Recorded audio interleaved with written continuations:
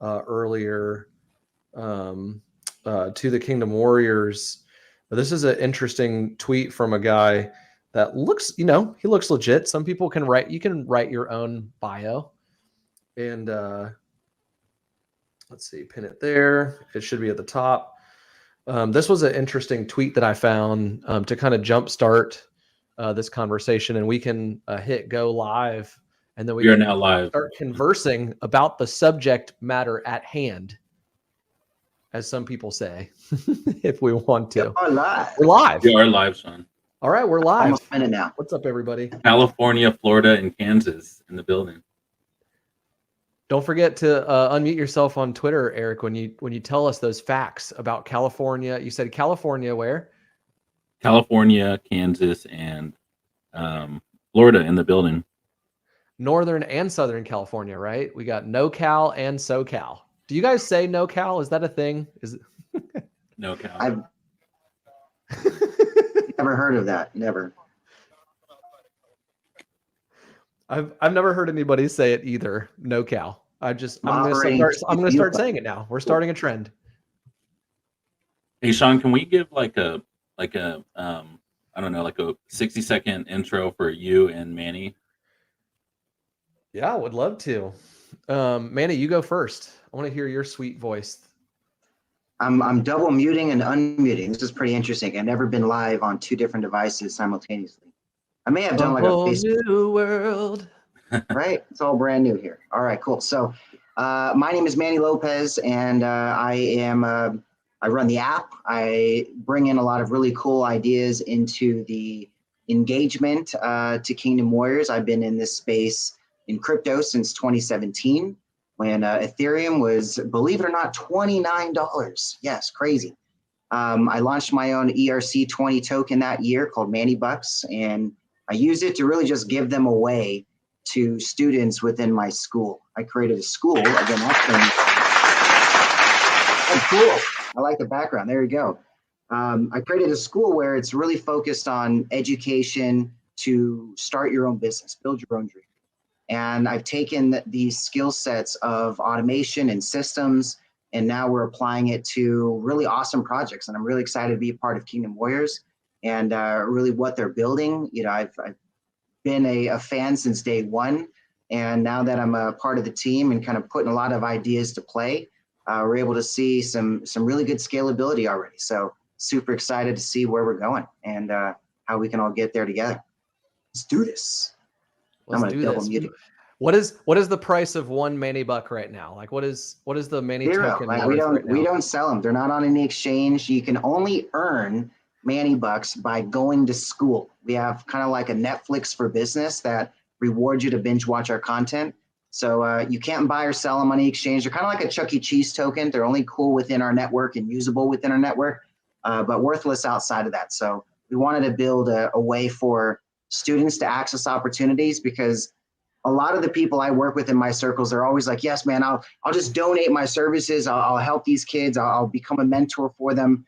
But we all know when you give something away for free, a lot of people don't take action.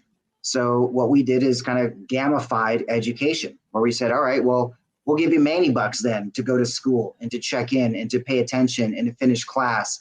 And then you can use those Manny Bucks to unlock cool opportunities. So it's all about utility. And, kind of like what I brought in with Kingdom Warriors is focusing on utility, focusing on taking something you can track as value, for example, the King token, and being able to utilize that as a way to unlock awesome opportunities that we're going to make exclusive to Kingdom Warriors once we've launched. So enjoy the fun now, everybody, but it's going to get pretty exciting this year as we continue adding utility to it.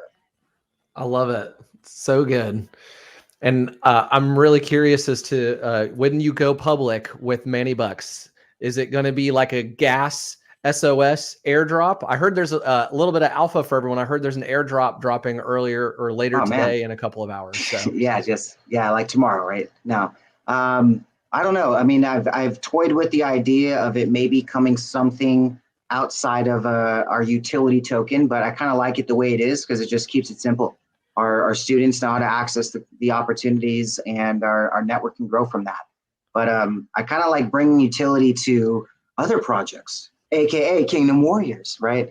This is where I really want to see a community that can engage on technology. That's really gonna be where we can see it take off. Because with Manny Bucks, for example, it's students, right, that are learning to build their own dream, and it's with entrepreneurs that are like 50, 60 plus years old that still don't understand tokens. I mean, we started this thing in 2017, and people still today don't understand what an ERC20 token is. So it's definitely a learning curve. I don't. I'll be honest. Yeah, right? I don't know. It's crazy out there. Well, that was a great intro, and I'll introduce myself. I do not have a token named after me. I don't have a Sean Bucks to give away. I would love to, maybe one day. But Sean Specie, y'all, excited to be here and to chat. I have not been in crypto since 2017. I wish I had been, or when you said 2017 or earlier, I can't remember. Yeah, 2017. Nope. So I remember in 2000 and I think 9, I was in my fraternity house, and I think it was like a tailgate for a football game. And one of my fraternity brothers come up, was like, he had a beer in his hand. He probably had a couple in him. And he was like, hey, are you going to buy any of these Bitcoin things? I was like, dude, you're crazy. Like, what are you talking about? Get out of here. And man, if I could only go back in time and do that. Yes, I would love to have been in crypto since 2009, but I'm not. My first experience with crypto is just actually a couple months ago. I did buy Shiba before it mooned, and then I pulled it out after it 3x'd, and then after it like dropped down another third. So I did about double my money, but it was like it was like this much money. Some people that are listening to this probably have more money in their like physical wallet, not their crypto wallet, like their actual wallet in dollars and cash. Man, that's all I say. Gains are gains, as long as you're not, hey, don't forget buying to high unmute. and sell I can't low. hear you on Twitter. You got to unmute. Oh, I got to unmute. Sorry about that, folks. I got to make sure everybody hears. I'm going to keep this unmuted. I think we could be cool with it just unmuted the whole time. Yeah. So it should be okay. I don't know if you guys are getting an echo on Twitter, but is it sounding good? Sounds good. Both? All right. Sweet. All right, let me turn you guys up, because then I want to hear you guys too, right? But yeah, where was I saying? Because I lose track of focus. Oh, the crypto in the wallet versus paper cash in the wallet. That's what I was making a joke about. Oh, just gains, man. I was talking about gains. Yes. Oh, gains. As long as you're not selling for less than you bought it for, like, I don't understand that, man. I just hang on to it. What are you gonna do if it's like over time you're gonna gain? You're gonna gain. Just hold on. Like I have stuff I'm still holding since 2017, and whatever, man. I don't like, I look at crypto and NFTs as never having to sell them. Like an example, right? Mm-hmm. Kingdom Warriors. They're going to continue adding value to the NFT. There's going to be so many reasons not to sell. You're getting access to so many benefits. It's kind of like a membership. And, I kind of look at it that way. So I try not to get into, buy low, sell high, because I always lose, man. I tried playing that game so much and I would lose my ass all the time. So now it's like, man, I'm just going to hold and just wait long time. And that seems to work out pretty well. I love it. Yeah, and Manny's seen the, once you've seen Ethereum just be like $400, $17, $29, then $4,000, then you're like, you just know it's like, all right, I'm not.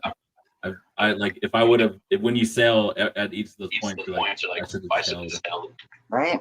That's what the first time I heard about Bitcoin, it was like $50, and we were like, oh, you should buy Bitcoin. I'm like, that makes no sense. And like, I didn't even think of it, didn't buy it. I got in Bitcoin, I think somewhere 1,000 to 2,000, but then I liquidated when it hit to like 10, and I had gotten back in pretty late. So, but my Ethereum, I love my Ethereum. That's my favorite. So somebody says, I don't understand. Now it says Facebook user, so I don't know the name, but I'm not sure what they don't understand. I think it's when we're talking about ERC20 tokens. We can throw people for a loop when you start going to blockchain technology. Twitter rug me, you guys. If you're watching this on YouTube. Twitter rug you? Am I out of Twitter too? They bunked me? It's all quiet. No, we're good. At least I am. Okay, dope. Yeah, you guys are good. I think it just took Sean. There you are, Sean. I was off stage for a second. It's He doesn't like you, it man. was a noob move on my part. But so I love that you guys have so much experience. I'm newer to the game, but what I do bring to the table is I have a degree in elementary education, and so I know how to take. And I've got a 4.5-year-old daughter, so I know how to take concepts and make them simple. I actually created a Twitter account about a week and a half ago. Just hit, I think, like 120 followers. It's called Web3 Simplified. I launched the website this morning, and just like I have to Google probably 5 times a day to understand these things. And so all I'm doing is copying down a note in my phone, putting on the website, putting on the Twitter account, and trying to help other people not have to look at Google as much as I do. Right? Is the Filtering basics it of all it. for it. That's kind of like what I do with my school. It's like I'm taking the, like, all right, that's good education. Let's put that in there. All right, that's good education. Let's put that in there.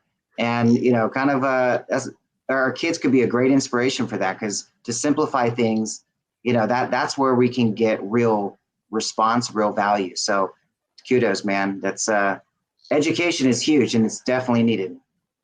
Well, thank you. I appreciate that. Yeah, I actually heard a statistic. So if anybody owns crypto or owns an NFT, I heard that there's only 5% of the world's population that has adopted, either like gotten into crypto or NFTs. So Yeah. if you hear this and you own either some form of crypto coin, Manny Bucks, it could be Dogecoin, it could be Shiba, it could be Ethereum, it could be King Token, then you are in the top 5% of the early adopters of the world that have adopted crypto coin. So That's pretty okay, cool.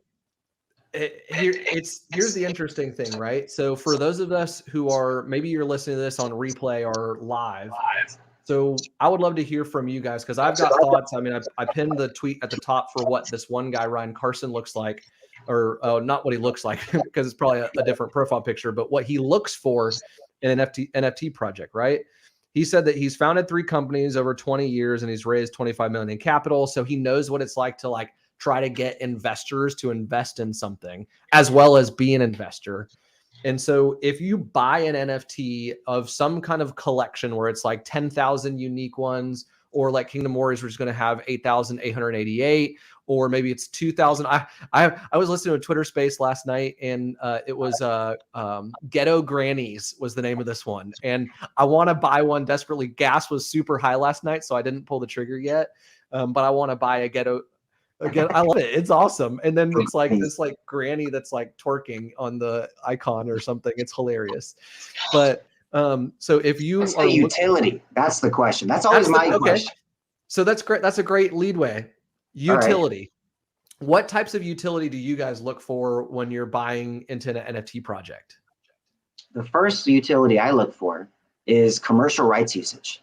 I want to be able to utilize the character that I acquire.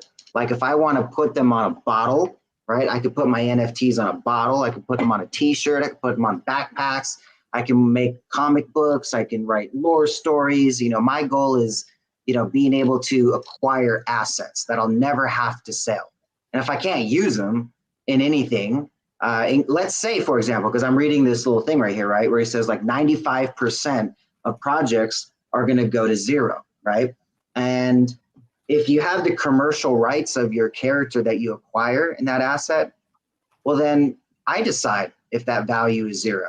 Well, now I can go launch a business idea. I can go launch an event around that concept. I can go make something that I can monetize and recoup anything that I put into that project. So that's like easy checkbox number 1. As long as that's in place, then the project doesn't need to win at all, because I can make a winning opportunity with my skill sets, just as everybody else can. They all got something they're really good at. Like I know a couple people in the Discord really good at art. They're drawing crazy. They can make really good derivatives. They got all kinds of ways that they're building a whole ecosystem with that idea, right? And now they could leverage that and they could utilize that. So I think it's pretty cool in a way where utility can come from not just buying and selling the NFT on OpenSea, right? That's like the last possible way that I see myself making money on an NFT. But most people see that as the one and only way. But utility plays a huge game into that, because depending on what I can do with this NFT, how much real world value does it have? Well, that's going to determine whether or not I keep it and whether anybody else around me is going to keep it, right? Which again is going to determine a lot of the value and usage in the marketplace. And I've like listened to a bunch of podcasts and I've been in a few other conversations, and even this guy, Ryan, he doesn't say anything about that, but that's an amazing utility that is really interesting, because it's a lot like if you were to buy a Picasso painting, right? If you were to buy or even a series of like a Picasso and a Monet, you could basically like create your own museum and charge tickets for people to come in. And that's utility. And so in a digital aspect, you can look for, so there's like the artwork is definitely, it's so funny because I almost see artwork and utility as two separate things, but they don't have to be. The artwork can be a utility.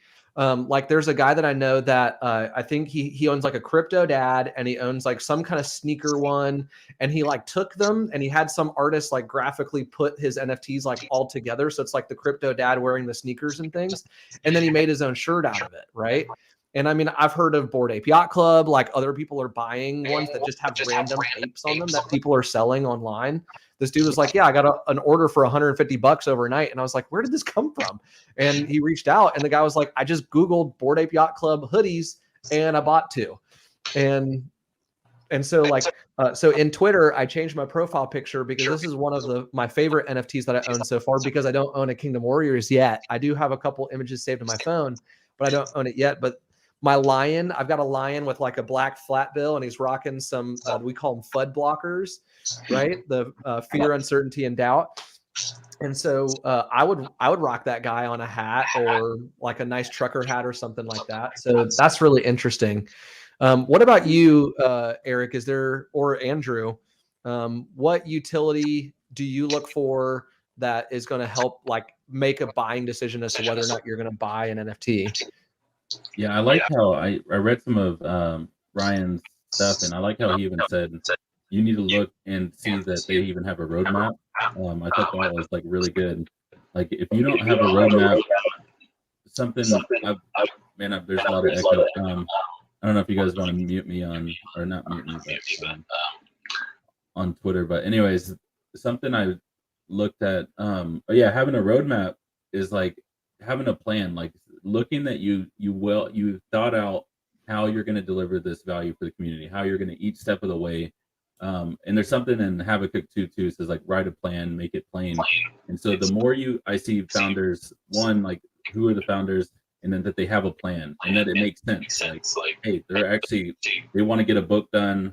They actually have an author who could write it. Like for us, some of the utility is book, game, movie. Like we're turning this story, this hero's journey from orphan to prince, from book, or we have already an author in place, already writing the first 1,000 words, the lore, the story is already hooking people in. People are already excited about it, about the world and the community and the Kingdom Warriors and Eladria. I just got someone sent me from LA, one of our rappers. He's making a Kingdom Warriors anthem, a rap anthem. Michael Morgan, shout out to our music producer and Michael in LA. He sent me a video today. I'm going to drop in Discord later.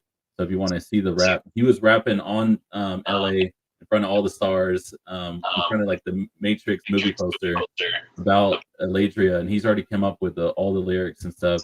So I guess, I don't know, building, for me, it's like, one is even storytelling, the art of storytelling. Like, why did Star Wars get big? Why does people care about Boba Fett, even though Boba Fett only had 6 minutes in all the whole Star Wars? And I just watched the reason why, like the psychology of what the mystery, and you have to build something that's kind of bigger than something, but you have to have a plan, a story around it, a community around it.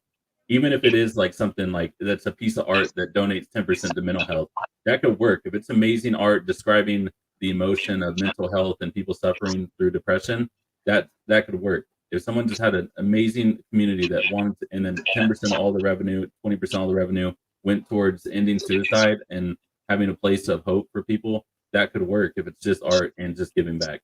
But it still has to be something. It has to tell a story. It has to be where people belong and feel connected. So I do think it can be art and a what do you call it, like a charity, or it could just be like, yeah, like wealthy art that's just amazing art because the artist is just a legendary artist. But for us, we're going the route of play to earn, where the time they're there, they earn.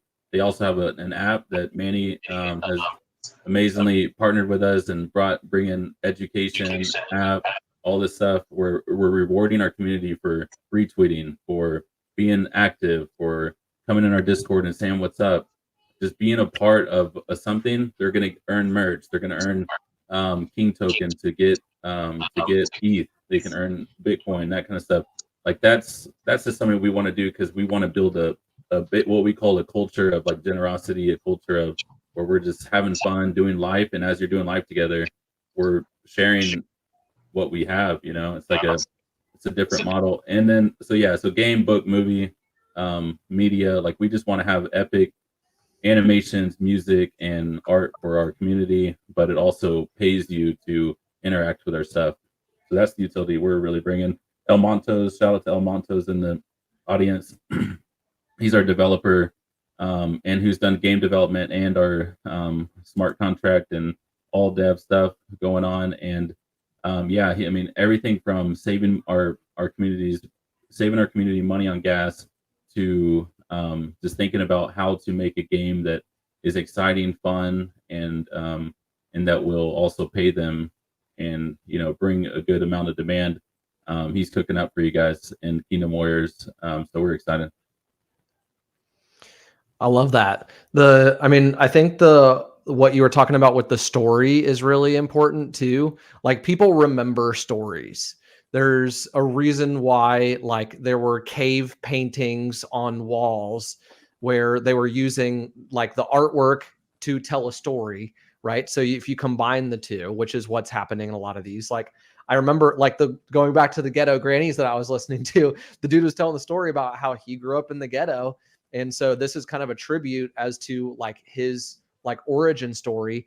And now he's going to be using it. I was listening to another story, another Twitter space one time where this guy was like, hey, we've got a bunch of different empty lots in my city. And he's had the idea for a while of how can I like help develop these into green spaces that can actually be used by kids, by the community, that kind of thing, rather than just being like an empty lot or an empty building. And so what's interesting is this is what nonprofits have been doing for a really long time. They've been telling a story and they've been fundraising in order to make a change that they really want to see in the world. And essentially all of these NFT projects, even if it's a rug pull, it's still some kind of a fundraiser or some kind of an IPO, basically, where they are asking people to buy into this mission, this vision, this story, this artwork.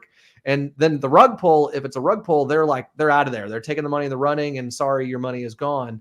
But if you like really do your due diligence, which I think is a really important next thing to talk about, which is the actual team and like seeing if there is a roadmap, a plan for what's going to happen with all this money, then I think that that's like something that's really important to look at.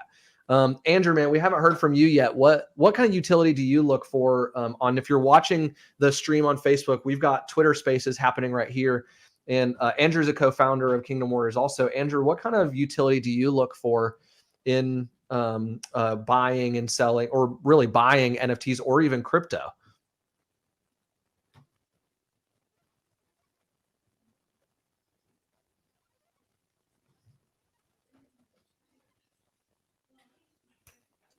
Kind of other crypto projects or Bitcoin or Ethereum or whatever it might be, because that's just kind of giving back into the same community that you came from, and reinvesting into the same goals and visions of the entire crypto space. I like that. I actually just recently saw a project where they did an NFT drop, and the whole thing was based on Bitcoin mining.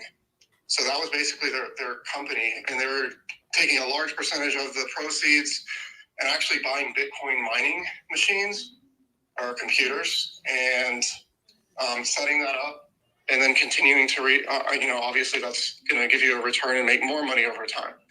And then the community could actually vote within the DAO and decide were they going to continue to buy more mining computers, or were they going to take some of the funds or whatever. So the community had a choice. The community had a voice too. So some kind of DAO is something that I definitely look for in NFTs personally. So, but I think that's where a lot of the confusion comes in. Is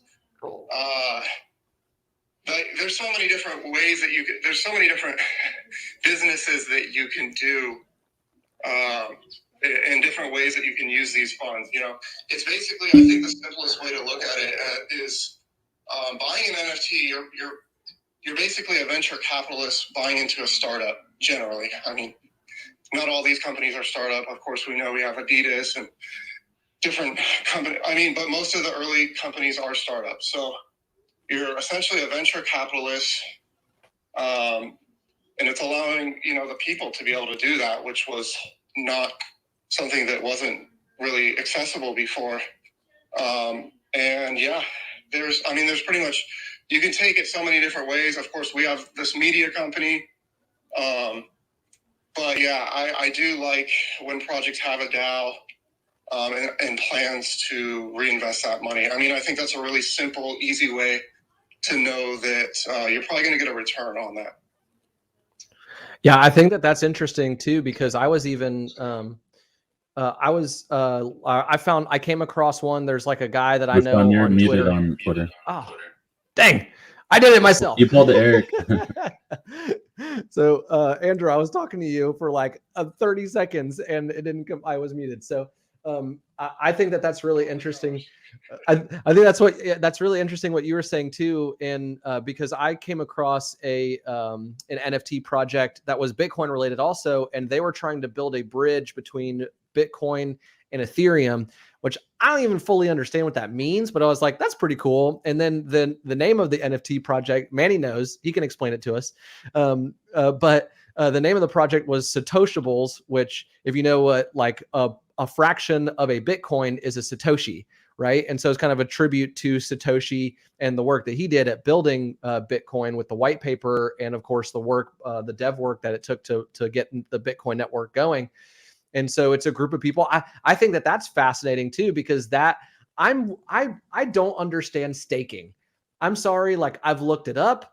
I just don't understand what benefit if I say I'm going to stake this NFT and I give it, like I put it into a staking wallet, I just don't understand what benefit it is to the group that's holding the thing in a staking wallet. I don't understand how you're going to benefit. So please someone explain that to me. Manny and I can help to the world watching. Please do. Yes. So staking is this really juicy steak. You just put butter on it and you just eat it. But in the NFT world, you could tell people are hungry. Now, in the NFT world, staking is a way for the founders to be like, hold. There's a thing, HODL, especially we've seen it, New Year's.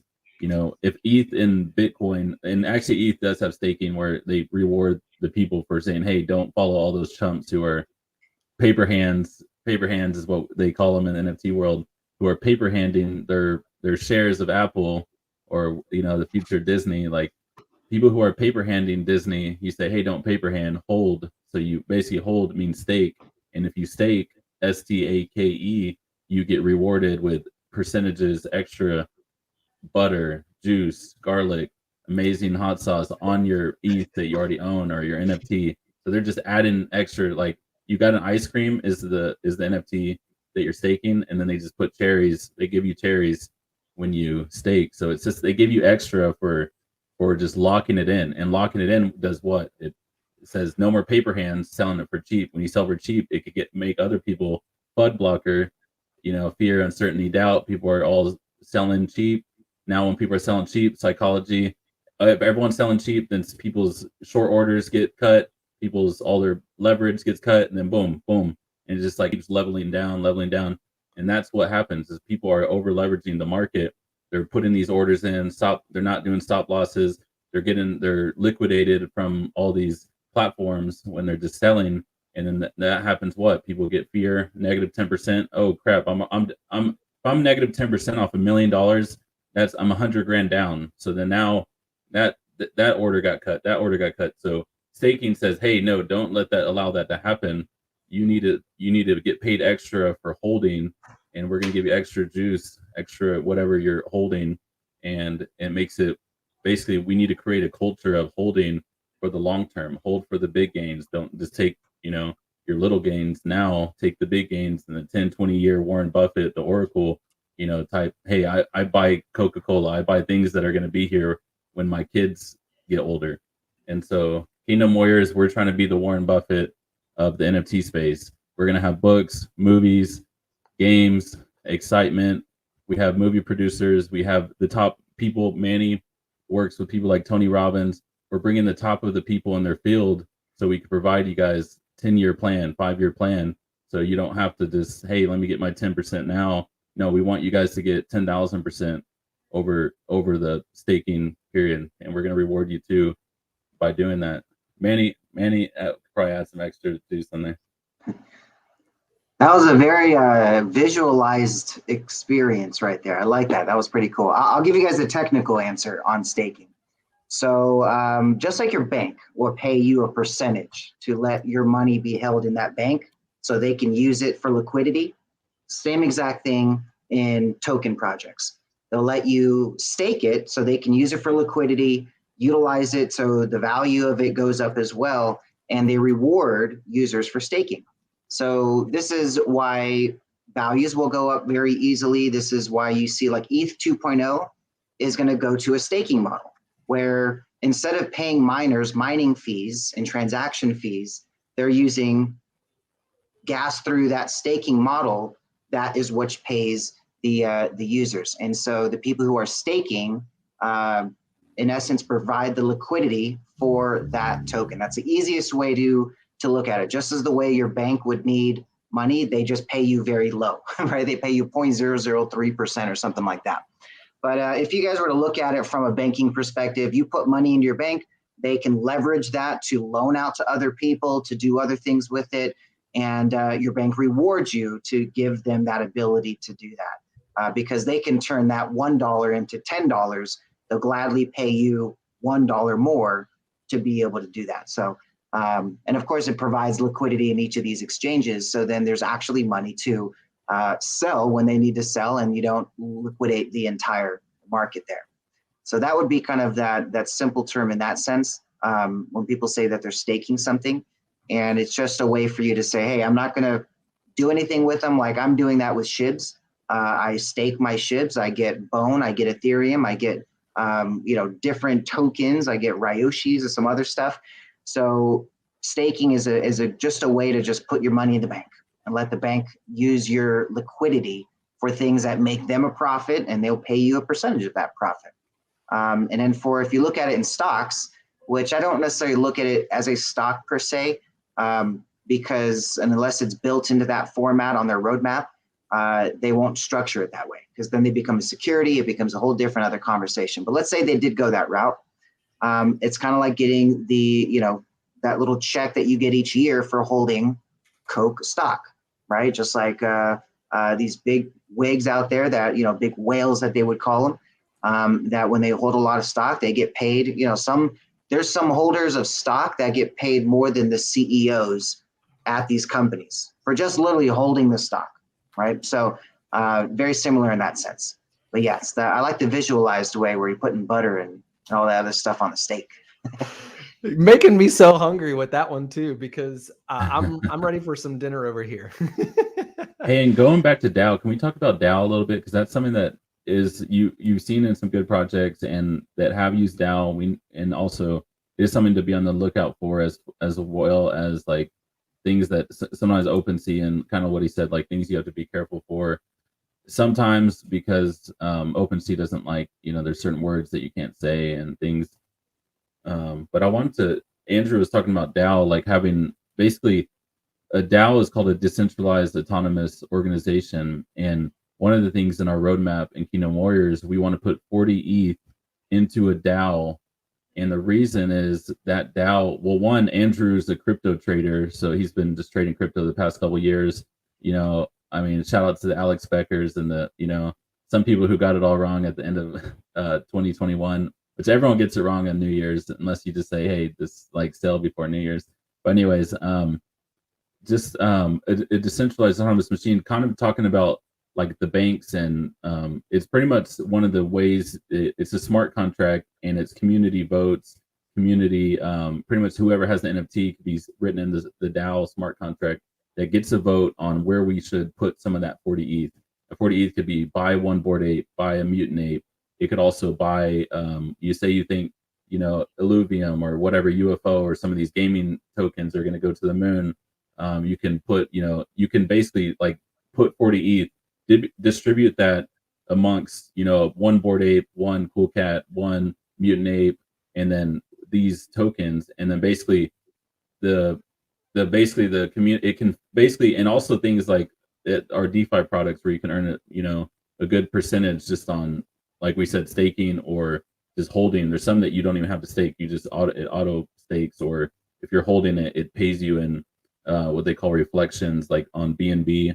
I know tokens that just pay reflections just to the holders, and everything can. That's why this technology is so cool, because everything can be written in code reflections, and if you're holding it, auto just pays you to BUSD and all this stuff. Like, this is why this is so fantastic. The future is because we can, whatever we can think of to reward a community, to basically give more equity to the community, to the holders, to your people. This is what the banks have never done, and this is one of the biggest problems why the big banks and the elites don't like this technology, and why I'm such an advocate for it. Because my parents are middle class. We're just like, I would say, yeah, middle class. Like, none of us came from a ton of money. We're not the Rothschilds. We don't own the Bank of England. We just my family's from England, but they're not running things like that. So it's like, I'm for the common person to get an ETH wallet, build some wealth, help their family. And so anyways, talking about DAO and kind of what Kingdom Warriors is doing is this, we have a plan to we believe that in the next 5-10 years, there's going to be one of the biggest transfers of wealth in the world. I believe in the next 10 years, there's going to be the biggest transfer of wealth in the world. The people that are around me, the people that I love, our communities, everyone that my voice and communities reach, I want to position them in the windfall of money, as far as alpha, as far as DAO. And even I believe that what we invest and what we steward, it will basically pay for the whole, like, events, like trivia, put in ETH, doing giveaways. Like Manny, we want to give Manny $1,000 a month budget to just give ETH to our community. Trivia. Hey, if you guys are the best person that is Manny, most active, they earn 500 ETH. Hey, the best person who was the most, we just see them showing so much love on social media. Boom, wire you over 250 ETH. And we believe that just from a DAO alone, not even how good the books do, how good the movie does, how good the play to earn game, we think a DAO alone, well stewarded, with earning interest on the DeFi rates that are way better than the Chase Banks of the world, that could just pay off basically all the overhead of our 12-15 person staff that we have, and it could pay for that overhead, and it could pay for all the community fun stuff, which we want to do just long term. Just have we have a community where everyone's engaged, they're having fun, they're getting paid, people are winning. Like, I've sent more ETH in the past 30 days than I have in my life, and it's just like, when people get that ETH in their wallet and they win, and then they get, like, we have 20 of our NFTs, our Genesis NFTs, that we've given through what's called a Kingdom Key, which they're gonna be able to mint that Kingdom Key, and whoever holds that Kingdom Key is gonna get a free Genesis NFT. So, like, this is the generosity that this technology allows us to have, which I'm in love with, because it's like technology that lets you be generous and lets the average person, the person who just has a hope and dream and wants to do something in the world, now they get to learn, hey, how can they use their gift with this technology to multiply and do cool stuff. So that's why I even like DAOs. I like this technology. I love Web3. There's just so much, and we're just literally scratching the surface of it, as far as mass adoption, and as far as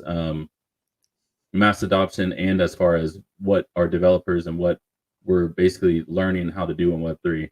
There's so much more to come over the next. Do you think that everyone knows what a DAO is? Because that's one of the things I know. On Twitter real quick, Manny. I had to mute you I'm muted while Eric was talking. So many buttons. All right, let's do it. All right, so DAO though. Do you think how many people listening right now understand what a DAO is, like how it's used, or is anyone actually part of a DAO? Because that's one of the things that I find, like, it's a super massive value, right? It's letting the community come in and join in on the decision-making process of the project. But not a lot of people are either in one, participated in one, or even really know how they work. Because, you know, that's, I think, one of the biggest challenges that Web3 has, is the education side. Like, what is a DAO? How does it work, right? And having that ability to buy assets, having the ability to, like, I saw a project recently where they like, we want to change one of the trait names that was counting towards rarities on OpenSea. And it was a DAO decision that they all got to vote on to see how it all played out in the ecosystem. So, you know, just like with utility, there's a lot of ways that you could integrate that value. You could integrate it as a way to buy assets, and you guys all share in that revenue and those profits, right? It could be a way to organize the decision making. They're like, look, I can't make all the decision myself. I don't want to make all the decision myself. Let's go and let the DAO decide, right? And so I think a lot of people watching, if you don't understand a DAO, just think of it as a big room of everybody getting a vote. And, you know, the NFT is your vote, right? It could be one vote each for each NFT you own. It could be one wallet gets a certain amount of votes. I mean, there's a lot of ways you can break it down. But if you understand smart contracts, where in essence, you get to eliminate the trust factor. Like, we could all do a deal, right? Me, Eric, and Sean, we can come to agreement, all shake hands on something, but we still have to trust that they're all going to execute what they say they're going to execute. A smart contract eliminates that ability. It says, all right, if this happens, then this happens, right? It's kind of like writing a website, encoding a website. It's like, okay, if somebody clicks on this button, this happens. But this is what a smart contract is. And it can say, all right, if we decide to create a DAO, we can give everyone this amount of votes, and it cannot be changed. So now they can't go and say, oh, we held a meeting and we changed the process, and it's now no longer that benefited you. It's now this way. So it's giving you that trust that what they say and they put in writing cannot be changed. And, you know, the power behind that is really, I think, how you're going to get people into Web3 is the education of saying, look, it's all transparent, everybody. You can see exactly how we're doing it, how we're going to be implementing it in the exact time frame it all structures out, right? Just like Bitcoin. It's written in a sense like a smart contract. It's saying, hey, for every 4 years, it's going to have even double the harder to mine Bitcoin. There's only 21 million going to be ever mined in existence. And we have an exact date that the last Bitcoin will be mined, because it's all math. It's all in a smart contract that, you know, lets people understand, in essence, a very transparent roadmap. And I think, you know, once people understand that, that's where the game changes, because most people, they don't even understand why people are buying JPEGs, let alone a DAO. What do you mean, a decentralized autonomous organization? What is that, like an LLC that runs by itself? Yeah, well, pretty much.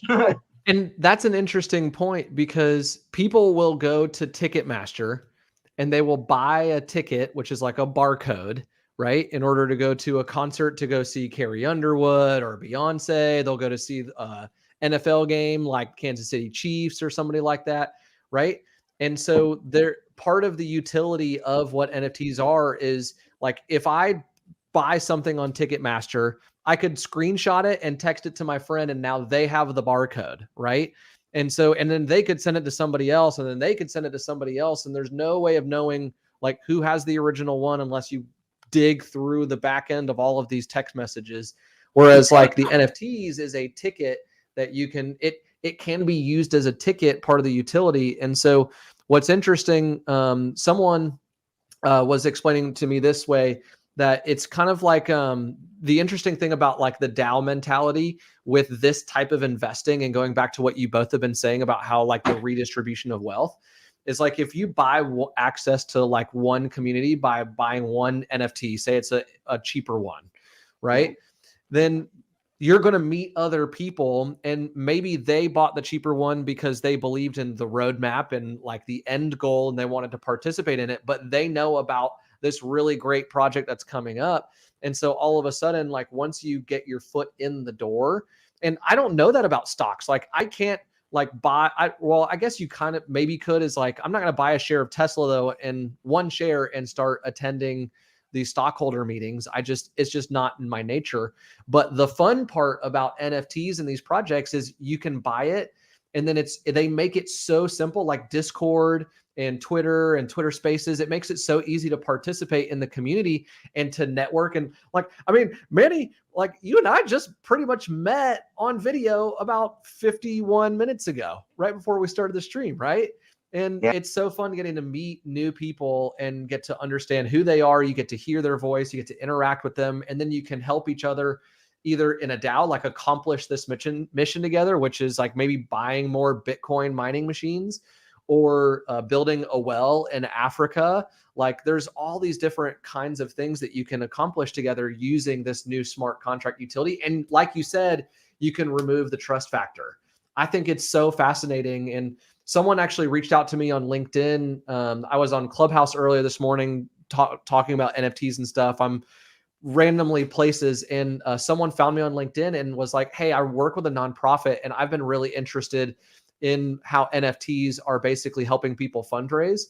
And so the implications of this for even businesses, like Pepsi got a huge influx of cash, and they still get one every time someone flips an NFT because of the 10% creator royalty or whatever that is, you know? So it's changing. Yeah, my son's going to be launching an NFT project soon. It's like, I mean, you'll see that pretty much everything is going to the blockchain.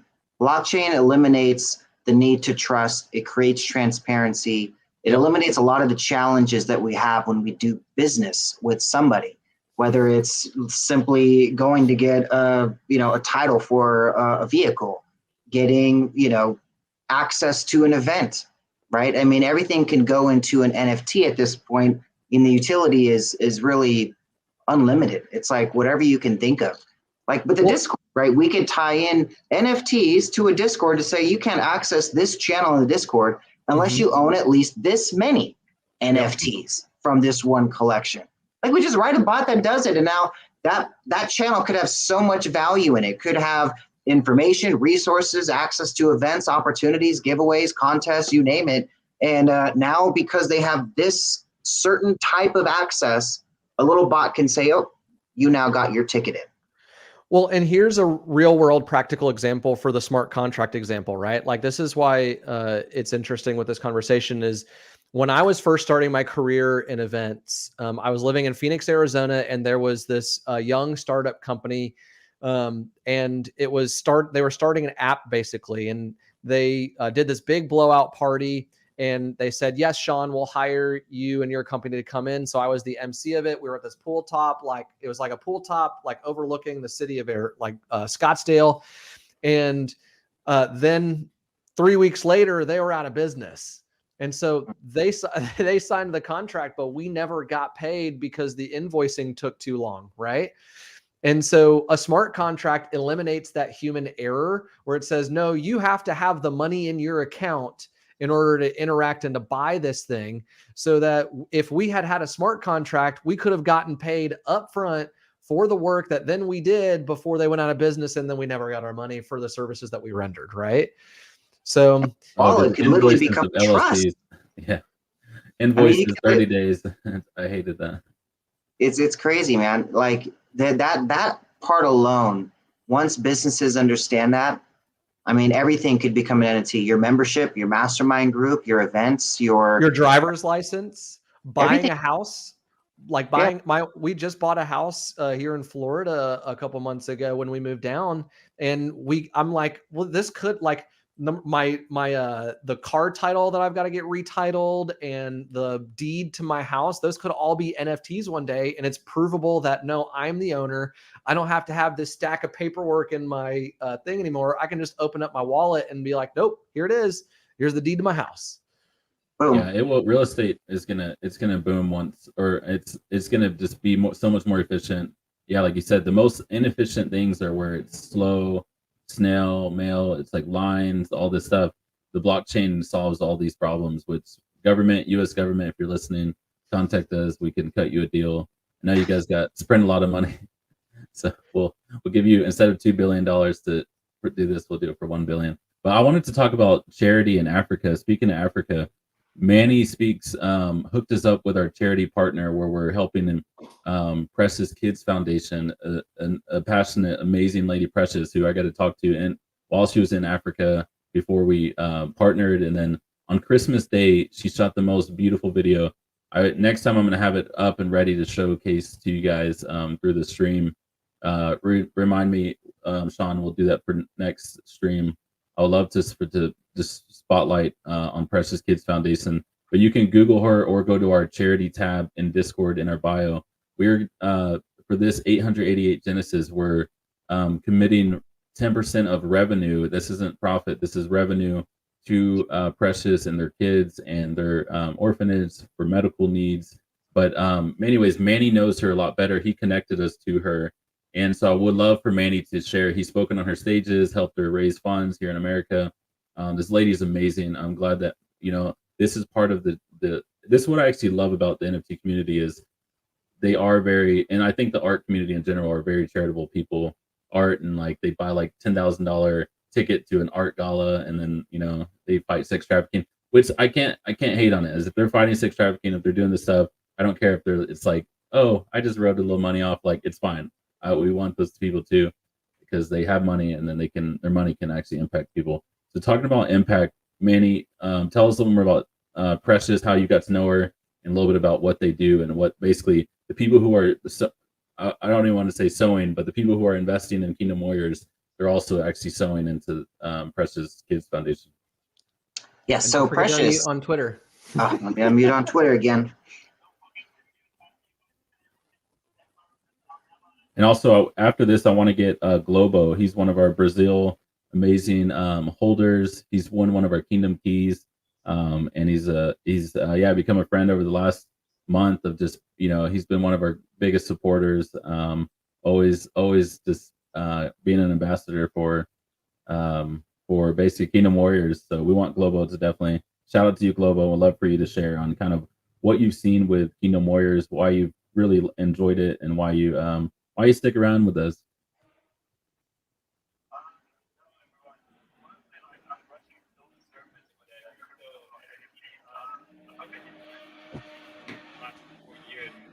I've made most of my money from trading. Going into NFTs is something new for me.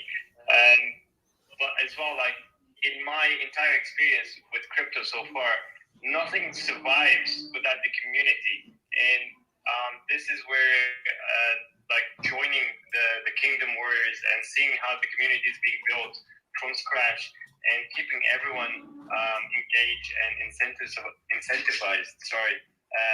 It's really amazing, and this is what's pushing me to actually stick around. That when someone actually lacks the energy or the motivation to keep going, another person jumps in and then takes over. It's just this chain, this unbreakable chain that doesn't actually break with Kingdom Warriors. It's a true battlefield out there, and you need warriors to keep going. So this is my part with Kingdom Warriors as well. Besides the lore, the story, and what's coming up next as well. Definitely a shout out to the entire team. You guys are doing amazing. I love that. The lore, the artwork, the vision, the give back, all of it. Like you got to have some like it. Yes, and amen to Globo. Thank you for jumping up and saying that, man. Yeah, we love you, Globo. Hey, this has been fun. If you guys want to keep rocking it, I gotta go, but I gotta drop. So see you guys, and I hope you have a great rest of the time talking. You guys hanging out for a bit? Yeah, we'll hang out for a bit. Man, cool. You got maybe 5 minutes. Let's share about Precious, and then we can wrap it up. Sounds good, brother. So Precious, I met her a few years ago, and her organization, she's been about helping these kids since way before then. It looks like I don't know if you guys can hear me. Yeah, I'm still speaker, I guess. It says it's inviting to come. Yep, we can hear you. Okay, cool. Still good. All right. So what she does is she does medical mission trips. So she'll go to places like Uganda. She'll take orphans and widows and she will literally save lives. Like 1 year, they did over 5,000 procedures in one missions trip. So I'm like, crazy. And she's like constantly documented. So she's got videos, she's interviewing the kids, she's doing the before and afters. I mean, there's kids that have like these huge like tumors that are just like as big as their stomach. And they're just going in there and just doing whatever they can to truly save lives. So it's not just looking at, you know, let's say one avenue, but it's just a whole education aspect. Like they bring Manifestation School of Business in there, so they can teach the kids about building their own dream versus waiting for permission to build someone else's. We just give that to them as an access point, so they don't have any expense there. All of the costs that they have go into literally saving kids, getting doctors, nurses, medical supplies, all that kind of stuff in there. So, you know, that's what I really love about it, is that she's very transparent, always willing to serve, and you know, they need the help. I mean, there's just a constant influx of people that they could be serving more and more. So a very small organization, they're not very well known. And that's kind of why I like working with them, is to give them as much awareness and funding as we can to help literally save lives. So super excited about what you guys are going to be doing with them, and just to see literally you guys out there flipping an NFT or buying an NFT, you know, building your generational wealth may just save a life that day. So it's going to be pretty exciting to see where this all goes, for sure. That's amazing. We got Globo. You got a question, Globo? Come on up. Earlier, you guys were talking about the DAO, and Manny was talking about it. Like as well for the education in NFT and educating people on the DAO as well. I am currently in one of them as well, and I just want to share a bit of experience with that. It's a huge responsibility to actually engage the community with the DAO. As well, like not only a responsibility on the community as well, it's the responsibility on the co-founders as well, or let's say high council, whoever actually builds in. You've got the responsibility of planning where these funds will go, where you will do some investments to give them some kind of returns to the community, and to put money back in the treasury to go into another investment. You need the right people to plan this right, to come up with the right ideas, to do the deep research for those projects. They will come, of course, from the community as well. But hey, you can give power to people, but if they don't have the vision to and the education to lead the project in the right direction, this could be very harmful as well for the project. So I believe like the DAO is something that can come along the way, but it's not a necessity at first. I believe, in my opinion, it's really risky move at the beginning of the project. That's it from my part. Thank you. Yeah, I think that's good. Yeah, it's something to build over time, but not to be like the main focus. I have seen the risk involved as far as anon DAOs and all these different DAOs that just set up and say, oh, we're all gonna have votes, and then people end up just taking the money, and everything's about the DAO, and then ends up nothing end up really happening. So yeah, that wraps it up. We what to look for in NFT, Kingdom Warriors education. Appreciate you, Manny. Thanks, Globo, Andrew. We got Justin, we got Nicholas on. This has been amazing. We're excited for what we're building. Stay tuned in the Discord. Join in the Discord. It's discord.gg /Kingdom Warriors. We got a vanity link. Shout out to all the people boosting our server, getting us to get a vanity link, getting us follow at Twitter at Kingdom War NFT. And then we're super excited. Come check out Meet the Team. You'll see Manny, you'll see Sean, everyone on the Meet the Team tab in the Discord. Download our app. You can earn King token daily, 100 King daily, just for getting the app. It's all free. This is all just an ecosystem of rewards just for you guys to basically win and have fun in the community. We're just doing a long-term fun basically community building. And we're just excited, and we're going to keep pouring into Web3, NFT, all this technology. and Kingdom Warriors, Eladria. We got a guy going in the studio in LA. One of our artists, Michael Morgan. Get excited! It's going to be a lot of fun. I'm going to post a video hopefully later where he's in LA, kind of rapping out there, where all the stars are in LA. But I'm out. Manny, any last final words? Hold on, I got to unmute everything. 1 second. All right, we're back. All right.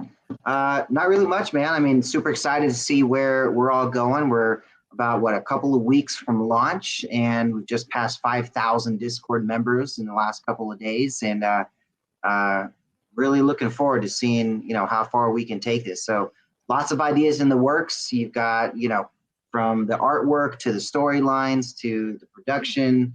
There's going to be some pretty exciting movements happening with Kingdom Warriors. Let's do this.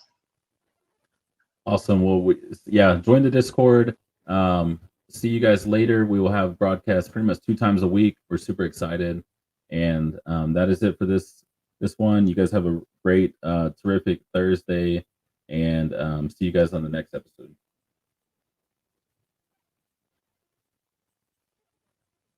All right, Facebook world, YouTube. See you guys later. Peace out.